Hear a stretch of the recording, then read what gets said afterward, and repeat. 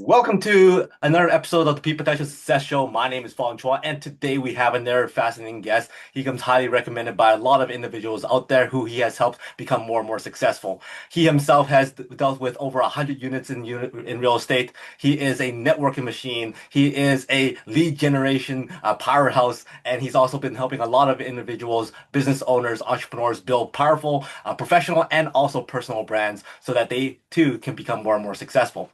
He is the author of the book Deal Makers: How to Raise Unlimited Capital for Your Deals, which is something a lot of people struggle with, especially in real estate. He is the show host of the podcast show Dr. B Show. So please welcome investor, two times best-selling author, networking, real estate coach, and entrepreneur, Dr. Jairo Borja.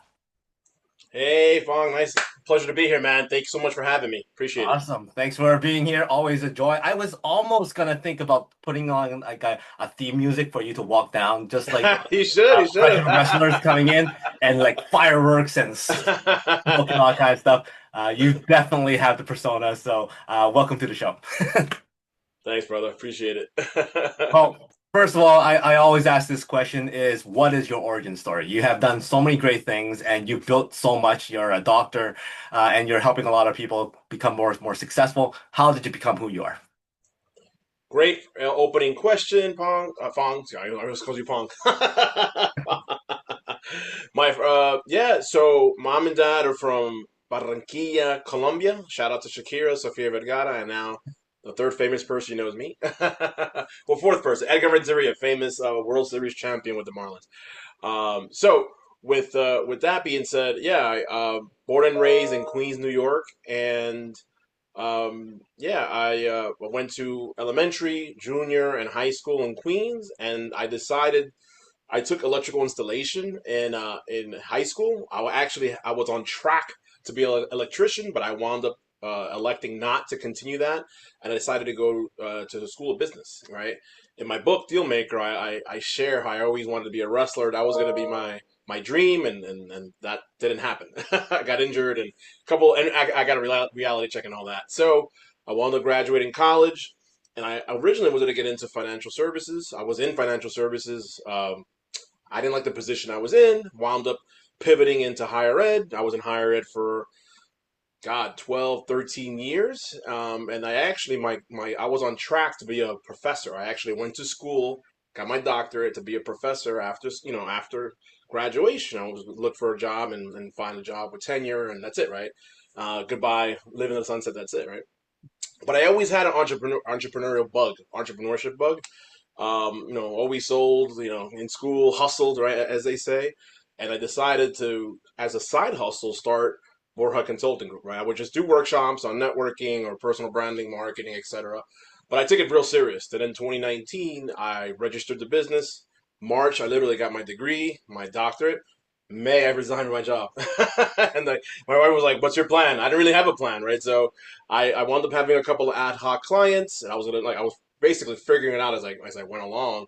And then COVID happened, and then I basically like started from ground zero or negative, in the negative, right? And then eventually figured it out, started the Dr. B show, wanted to put myself out there, and eventually landed my first client. Shout out to the Chamber, Statewide Hispanic Chamber of Commerce in New Jersey, and the rest is history. I started getting gigs, and thanks to all my branding, everything that I've done now, I get speaking gigs, paid speaking gigs as well. I do a lot of that. And then I would say in between all that, back in 2016, I always wanted to buy a second property. I always wanted to be an investor because of my debt with the student loans and my primary mortgage. It was challenging to bring on a second mortgage, right? So I was gonna purchase something in Allentown, didn't work out. I was then a friend of mine or someone that I thought was a friend approached me in 23 to partner on multifamily, purchasing multifamily locally. We didn't like anything we saw, and then what I did was I wound up going out of state. We were gonna do a property management and go out of state. So we were gonna buy something in Memphis. Didn't work out after the inspection, and then we were gonna buy something in Madeira Beach. Came to close. The My partner didn't have the funds for to finalize the deal because he was gonna be the money guy. I was gonna be the ops guy.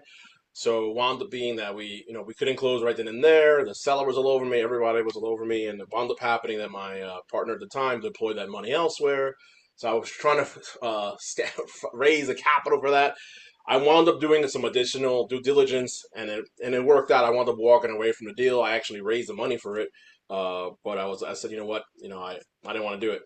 So I did lose some of my EMD, what's called earnest money deposit, where you put certain skin in the game to kind of say that you're serious. But since it was past a certain due diligence period, unfortunately, I didn't get all of it back. So lesson learned, I lost 16K. I was part of a couple of masterminds to teach me how to invest. So I did that in 23. I found Mike Ely's mastermind in 2024, early 2024, and thanks to that mastermind, I became a member of that mastermind. And once that happened in May, I wound up connecting with a few folks from the mastermind, and thanks to that mastermind, helped raise capital for a 52 unit in Southern Pines, North Carolina. And then literally 30 days later, we closed on a deal in Hickory, North Carolina as well. So that's how I became, part owner of both of those deals as well. So yeah, man, that's my story. So now what I do is I have a high ticket group coaching program called Elevation, where I help coaches, consultants, entrepreneurs elevate their business through networking in 90 days. It's a cohort based program. We're admitting our next cohort starting in August, and I started my first cohort 11 weeks ago, and everyone that's in that cohort is doing very well. Someone has like tripled their sales, more assertive as far as their process. Someone else has started a second business and is doing very well there. Someone else expanding their e-commerce business, and someone has bought a second home.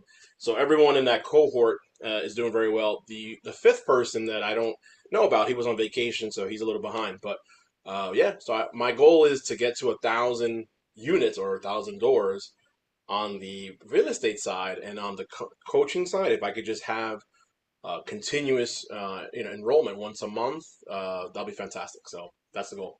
That is awesome. So when it comes to the real estate side, you went from your personal home and Yeah. you jumped into multifamily right away. Yes. Why was that your decision? Like most people go, you know what, I'm gonna get a single family home or a condo unit or something like that. But you went and did like a multifamily, like 50 doors right away. Like why did you do that? Yeah, yeah, no, great question. So it was what I wanted to jump into at the time with now my ex-partner, but despite not doing business with him anymore, right, with that person anymore, I decided to still move forward with multifamily. The truth of the matter is, in the world of multifamily, it's easier to scale, right? For me to get to like 100 houses, it'll take me forever and ever to get to that point.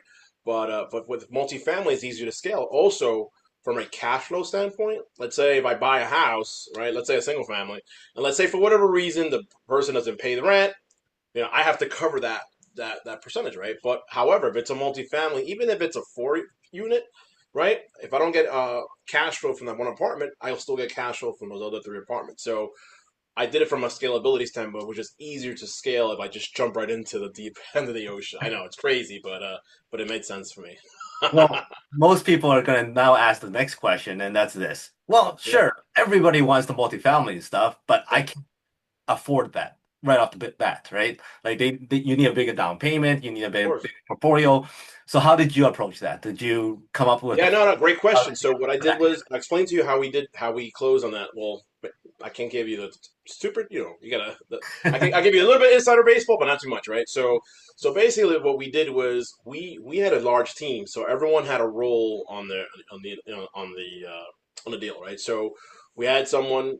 My shout out to Tim. I just spoke to him this morning. Like Tim and Tim, basically they signed on for the debt, his deal, his money, his EMD, and all that. So they like had the deal, right? And then everyone else had a separate role, whether it's setting up the portal, the legal stuff, the contracting stuff, the property management stuff, which he also has in house, and then we have capital raisers. So I was one of the capital raisers for that deal. So help raise money for the deal in Southern Pines as an example, and in exchange for helping raise that money, we would get general partner status, right? So so help raise a certain percentage now, and which was like I think it was like eight or nine or 10 of us to help raise money for that deal.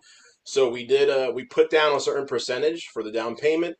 We're using a bridge loan as well, right? And what will happen is once we're taking over the books now, we're fixing up all the units, keeping everything up, keeping the rents, current and all that. And what will happen is by the end of, let's see, we close late 24. So maybe by the end of this year, early 2026, worst case, right?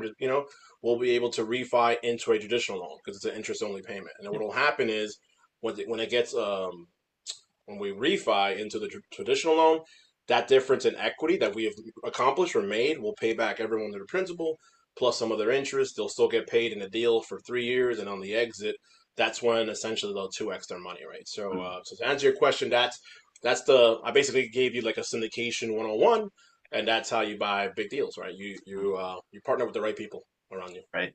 Now the second question that people are going to come up with is this. Well, how do you convince people to give you money? Because Yeah. usually these are people that go, you know what? You have no experience. You haven't been doing this for very long. You just joined this group. Why should I trust you with thousands of dollars of my hard-earned cash? Yeah, no. So yeah, that's a skill that's over time. But what I did was I leaned on the experience of my mentor, Mike Ely. Ultimately, he's both my mentor and Tim and everyone else's. And he's been in the game 25 years. He owned four hotels at the time. Now he sold two, and he has 2,000 plus doors, whatever units, however you want to call it. So I leaned on his experience a lot. I happen to have a background a little bit now working with nonprofits, especially with the chamber and a couple of others. So fundraising comes, I don't want to say easy to me, but it's easier. So it's just the skills is very similar. It's all about networking and it's all about the individual knowing, liking, and trusting you, but it's also about being able to articulate and explain the exact process. How look, you're looking to invest passively, you're not actively, you're a limited partner, you don't have to deal with tenants, toilets, trash, and termites. We deal with all that stuff, and a lot of people like that. You'd be surprised. A lot of folks, whether it's an old 401k, old let's say IRA, let's say it's self-directed, right? Or a lot of folks have money sitting in the bank on the sidelines, right? They don't know what to do with it. They assume that you could go to Wall Street or purchase a business, but you'd be surprised. A lot of folks just want to make invest, park it somewhere else that's not crypto and that's not the market. Not to knock that, right? And real estate's a great way to go, especially passively. So, but it's all about the right person and obviously the right deal. So, You talked about having the articulating yourself, painting the right picture for people to trust you and whatnot. What are some of the things that people do that is instantly a no-no when it comes to asking for money?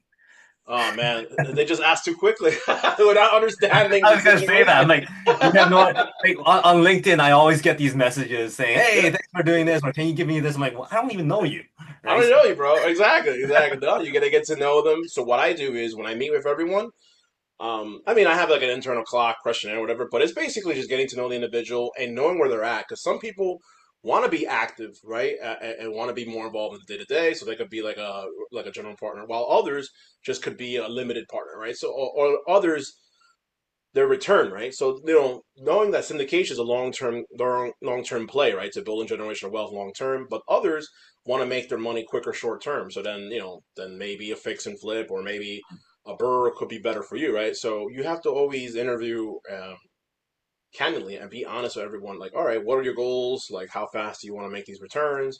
If it's shorter, then yeah, I could connect with folks that are more in that space. I don't do that stuff, but if you want to like be conservative long term, then yeah, syndication is the way to go, and let's chat about that. So yeah, it's all about knowing the individual's goals.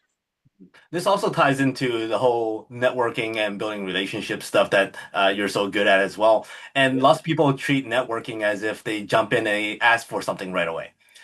Is there exactly. Which I hate, which I coach about. is is there a formula for you that you can go, hey, you don't ask for anything until X amount of touch points, or you gauge the person a certain way? Like, how do you build that relationship until it's comfortable for you to go, here's my ask? Yeah, so at every event, this is not. I'm not talking out of context, right? So I always have a goal at every event. So a gala is different from a networking, or different from a conference. So I try to make sure that I have the nice elevator pitch, right? Or I understand what the goal is, right? So whatever is the pitch, and also a lot of people they forget about, and it's in my book, the Formea method, in my first book as well. So finding that commonality, right? It makes it a lot easier, right? Like behind me, I have what Prime and the Mets and wrestling. So if we chat, right, and if you say, hey, I like the Mets too, or wrestling, that's a commonality there, right? So I use the Formea method. Form is online. I added two acronyms, two letters to it. So family, occupation, recreation, motivation, education, and achievement. So as you guys both pitch, right? Right? And afterwards, there's always that dead space. You don't have to have dead space. If you think about that acronym, you could just say, "Hey, where are you from? Are you married? You have your kids?" Boom. You can always carry a conversation, and at the end, always say, "Hey, let's connect over Zoom or a virtual cup of coffee, and let's see how we could work together, right?" And then in that follow up meeting, depending on the goals on the individual, you can say, "Hey, you can chat with them. Hey, what are some of your goals? How can I help?" Right? And then at that time, you could say, "Hey, by the way, I have a couple of deals here. Would you like me to send you more information?" Yes. All right. So take a look and then see what it makes sense. But again, it's all about asking the right question in that discovery call, right? You never want a one shot, one close deal. You always have to have the right questions, right? And I think what a lot of salespeople make a lot of mistakes, or people networking make a lot of mistakes, is they don't ask the right questions, right? So that once they get to the end, right, they have all these objections of price and all this, right? But if you would have had the perfect discovery call or a great discovery call, that would have been and would not be an objection at that point, right? So yeah, so always add value. That's the second piece, right? A lot of people assume that hey, can you give me 25 grand? No, it's a lot more than that. It's all about, okay, how can I help you, right? Whether it's monetary, whether it's introductions, whether it's anything for that matter, right? A lot of people come to me and say, hey, do you know an attorney? I'm not an attorney by trade, but I know I have figuratively, I don't have literally a Rolodex, right? But I do have, I have a lot of connections, and I could make those connections. So add value, servant leadership, and then listen to what they need. It's funny when you say Rolodex. I'm like, nobody uses a Rolodex Nobody anymore. uses that anymore. I But was we just all figuring. still know what that means. Exactly. Even for Exactly. generations that have no idea what that is, they Right. still know what that means. They still know it's just your contacts, right? Exactly. You going back, you said you started your business on the side, without graduating yet. So at that point in time, how did you decide to start your business? Like, did you already have some people that you were working with to build up that experience to that get the confidence to start the business? Or you go, you know what? I want to start a business doing this. Like you were sure that this is what you can do. Yeah, no, I was sure, but I also had a decent network at the time, so I piloted it at a church, a couple of talks, and I also piloted my talk at a financial service firm.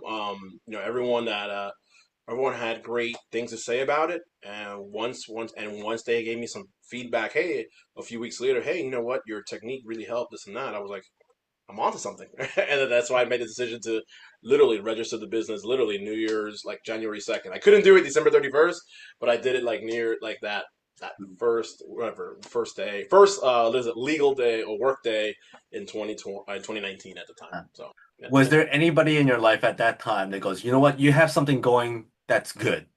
Why mess up something that's already good and try something else that is traditionally known as risky?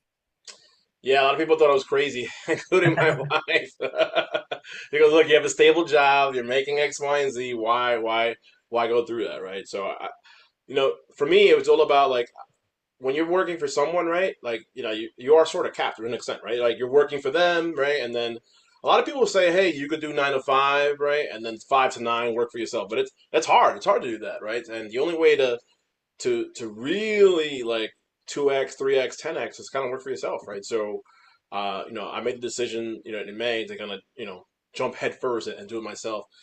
Now, one part of the story that I did not say is I also I also wanted to be like a financial coach dash business coach. So for that year and a half, I was also like doing financial services a little bit, and I got my insurance license, and I was gonna get my SIE and all that. So my thought process originally was, hey, look, I'm gonna come to Fong. I'm gonna let him know about, I'm gonna ask him, the discovery call, ask him what he needs from a finance standpoint and also from a consulting standpoint, right? But what I found myself doing was kind of confusing the individual, right?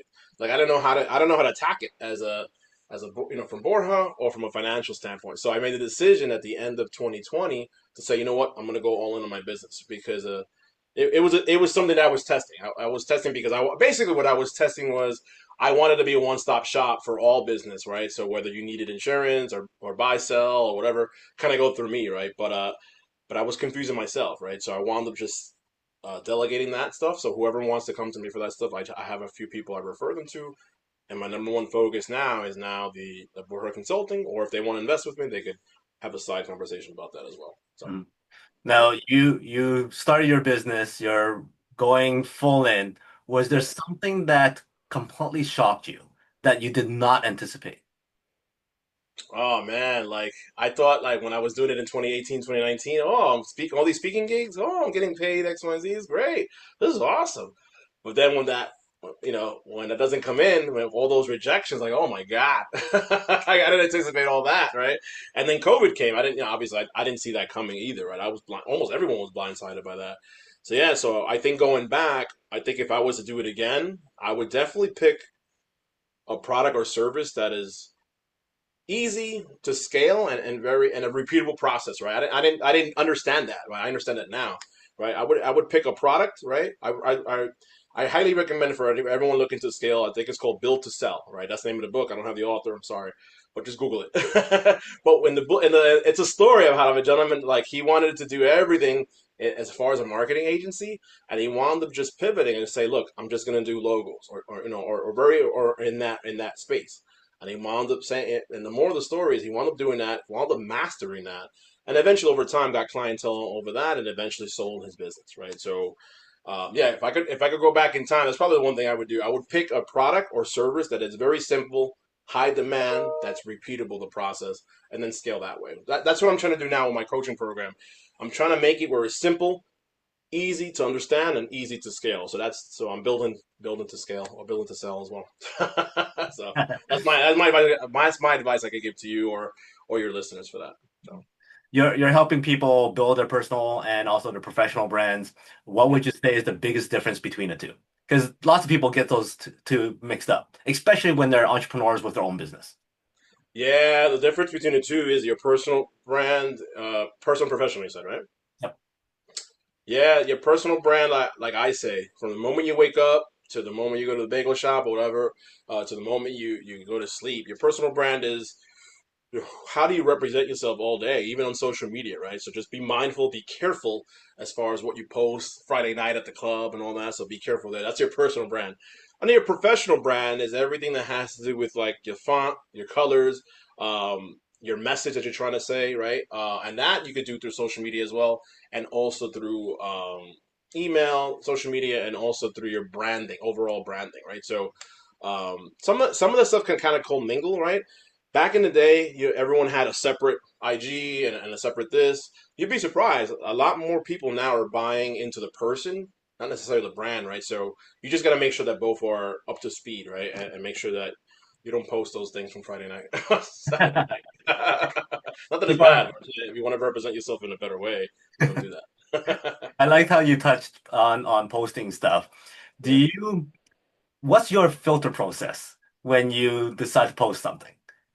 Yeah, Because no, no. So what I do is I meet with my uh, assistant once a month, and we go over like a social media calendar for the month. The last couple of months have been like book heavy, everything like about the book and all that. And now that the book campaign is on the back end of it, now that the book's been out 2 months, I'm still doing a lot of podcast interviews. I'm actually doing two in-person talks in Florida. I know this is being recorded, but air at a later date. But this weekend I'll be in Florida. But yeah, but answer your question, I do like we meet once a month and we have a monthly content calendar that we plan once a month on the latest initiatives and things of that nature. That's how I plan my month. So I do it that way. now there's lots of people out there who goes, you have an audience, you Yep. have influence, have a voice, and therefore you should express opinions about certain things. What side are you on and all kinds of stuff because you have a voice now. What do you say to that, and do you follow that? I don't follow that. I try to stay away from religion and politics because I don't want to be judged one way or the other. What I do is I do like to provide value as far as my content. I believe it's like when you post on social media, it should be about educating, entertaining, enlightening, or and I forget what the fourth E is, right? But it's all about making sure that you're always providing value to the individual, right? And 80% is about providing value, right? Or even 90%, and then 10%, once a week could be like, hey, here's my course or here's my book, right? So you always want to provide value. Like my content, if you notice, is always about, hey, this is the best ways to do this. Here's a SWOT. Here's a BHAG. Here's this about real estate, right? There's a fact about this, fact about that, and then once in a while, and then we'll throw in, hey, this is a course. If you're interested, call me or whatever. So yeah. What's your so kind of following up on that question that I just asked? What do you think is the reason why some of the biggest companies, some of the biggest brands out there feel pressured to have to express an opinion? Yeah, it could be. Yeah, for the some of the larger firms, I probably peer pressure from certain influencers or certain people to have to say something about anything, but you don't have to, if you don't want to, right? And so I think it's peer pressure from a lot of folks. So I would say if you can, stay away from it unless it's part of your job, right? Let's say you're a lobbyist or whatever, then oh yeah, that's different, right? But if it's not part of your job, I would say try to stay away if you can. I totally agree with that. And I like how you touched on the fact that, yeah, stay away from religion, Yeah. politics, and all that kind of stuff because, business and entrepreneurship is hard enough already. It's hard enough, right? Now you got Why to do you add in want to that. separate your audience and all that kind of stuff? Um, Exactly. you mentioned that you had a mentor, you still have a mentor that you give props to. Share with us that relationship. Why mentorship is so important? How did that help you get through your trials and tribulations? Yeah, like I've had a mentor, Chris Christensen. I gave him a shout out in the book. Shout out to him. He's one of my first professors at my undergrad at Berkeley College. So shout out to him. And he was unofficially my mentor. Right. So whenever I had any personal issues or whenever I had any issues like career wise, I would always go to him for advice. But then even to this day now, on top of him, I also have other mentors for different things, right? So Mike Ely is my mentor, and Wendy Guzman is my mentor for multifamily for real estate. Thanks to their mastermind, I'm where I'm at today, right?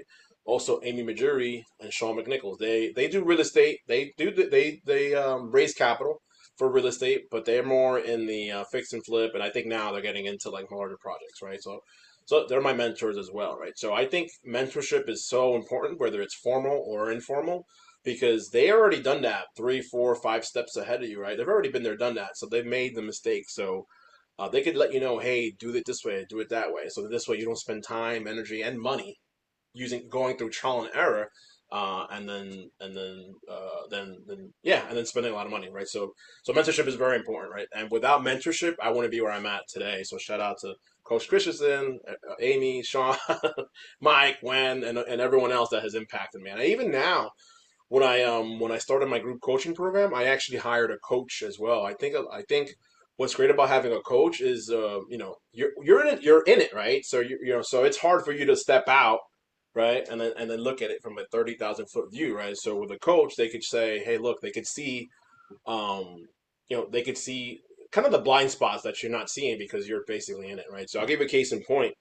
This morning, I had a group coaching session for the program Elevation, right? And then one of the gentlemen had a aha moment and say, look, I tend to procrastinate, tend to drag and all that, but thanks to the support and the community from the mastermind, he goes, you know what? I'm gonna challenge myself. I'm gonna post it on social media, and I'm gonna do it. I'm gonna do I'm gonna do what I'm not doing and procrastinating and using the CRM and having a follow up process. So yeah, mentorship, coaches, very important, and I'm blessed.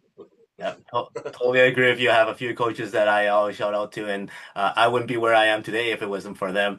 And Yeah, and lots of people goes, "How hard can it be? You think outside of the box." I'm like, "Yeah, but the instructions are written outside of the box. I can't think outside exactly. of it. It's my coach that could read the I don't instructions." have eyes in the back of my head, right? Yeah, exactly. Very, very cool. Yeah. You talked about how so you have two books out, and both books are bestsellers. share with us the journey as to why you decided to write those books and how can people get in touch with you to get those books. Yeah. So the first book, Networking Way to Success, I wrote it in 2019 because I wanted it as a vehicle. Because I wanted a topic that I could that if you was to Fong, if you was to say, "Hey, Hiro, I need to talk right now. Can you go down on stage?" I wanted a topic that I know I could talk about that I don't need to rehearse for or practice. So networking was one of them. So I wound up writing the book, but I also wanted it as a vehicle to get me into the doors to corporations to teach their teams how to network to sell better, right? So that was a plan. That didn't work out because of COVID. I did some virtual stuff, just wasn't the same. But then 6 years or 5 years later, whatever it was, I decided to write Dealmaker because I wanted to tell my story of how I got to 52 units. Basically, like a part two of 2020, 21, 22, 23, 24. And I talk everything that we discuss. I talk about that in the book. So the first half talks about my journey to 52 units. And the second half just provides a lot of resources for the community or for my community or our community for that matter when it comes to access to capital, right? Whether it's a HELOC, home line of credit, business credit card, business line of credit, right? All SBA, CDFI, Community Development Financial Institution, all these resources for you to access right capital so that you could close your deal, right? You never know. You might be short 10 grand, 20 grand, and you'd be surprised if you have a line of credit or a credit, maybe that's where you tap into, right? So and maybe that's what you need to expand. So I talk about that, all those different ways to access credit as an individual. And where to buy those? You can purchase them on my website. You can go to borjaconsultinggroup.com. I has all the direct links, or Amazon. Amazon has them as well. So it'll basically, if you go to my website, it'll take you to an Amazon site anyway. So, so there you go. Awesome. I'm going to give you some mic drop moments right now. Sure. So, mic drop moment comment on networking. Mic drop moment. My mic drop moment of networking. I would say, look, know your audience, and have your elevator pitch handy. And at the end of the day, have the Formea method in mind as you create those connections, and and follow up those individuals 24 to 48 hours after the event, so that they know that you're top fresh of mind. There you Boom. Mic drop moment for real estate. go. I would say for real estate, very simple. Know your goals, and once you know your goals, connect, surround yourself with the right people in order to hit those goals. Whether it's fix and flip, whether it's multifamily, single family, notes, whatever the Airbnb, short term rental, mid term rental. Just once you understand your goals, find the right community, find the right people for you to surround yourself with. Boom number two, and also mic drop moment for coaching. For coaching, I would say, look, if you want to grow faster and more efficiently, you have a power team around you. Cody Sanchez talks about this as well. So make sure you always have your CPA, make sure you have an attorney, make sure you have a business coach as well. I think she mentioned one more, but those three for sure. So I would say, yeah, have a business coach. All right, check, check, check. I got all three of those. Mic drop, boom. Thank you. Thank you very much. That is awesome. Now, before I let you go, I'm going to have five quick rapid fire questions for you. Give me the first thing that Sure. comes to mind. Let's do it. Okay. You are on a deserted island, one food to eat for the rest of your life, no consequence. I can eat empanadas every day for the rest of my life. I was stuck on an island. You said bananas? Empanadas. If they was Oh, available, I don't know how you could fry a banana. right. Hollywood calls and goes, "Hey, we love your story. It's very motivational, very inspiring. Who would you cast to play you?" The Rock, for sure. There was a few moments during this interview. I saw you doing the eyebrow It was thing. eyebrow, You're already right there. All right. yeah. The Rock shows up and goes, "Hey, let's hang out. Let's have some fun." What does that night look like to you? I would love to interview him, one, right, for my show, and then definitely let's, chop it up over steak. He's a big steak guy. Have a couple of drinks, and then yeah, hang out at a club, check out some music, and then drink some more. That'll be my night with The Rock. And drinking his Terramana, his tequila. Uh, oh, you follow baseball. So let's say Yeah. you have to create a baseball team Mhm. of your of fictional characters. Who would you put in which position? Oh, that's hard. That's a good one though. I would say Wolverine at first base. I'm making this up. Gambit at, I don't know, second. I'm a big X-Men guy, as you can tell. Beast shortstop, which I don't know why I would put him. And third base, what is it? Cyclops, right? Pitcher, let's see. Optimus Prime, as you can tell behind me, I'm a big Transformers guy. Catcher could be Bumblebee. And then the outfield could be, let's see, who else do I like? I'm a big fan of Thundercats. No, I'm a big Thundercats, G.I. Joe as well. Duke, left field. Cobra Commander, center field, and right field. Who can I put? Destro. There you go. I nailed I it. see. I see that. That's your dream team. All 80s cartoon that you can tell. I'm dating myself. I follow all those characters, so we're, Good, good, we're good, on the good. same page. Give me a number from 1 to 5. Say again? Three. 1, 2, 3. So the word is mosh pit. Uh-huh. So you have to use that as a metaphor for success. How is success in a Uh, mosh pit? ooh. For those that want to succeed, you gotta jump into the mosh pit and don't waste any time in order for you to get that networking your way to success. Nice. That So that's how reminds me of success. like a comedian. Oh, here's a joke. Here's a punchline. Use it. That's how success is like a mosh pit. Yep. Thank you very much for your time.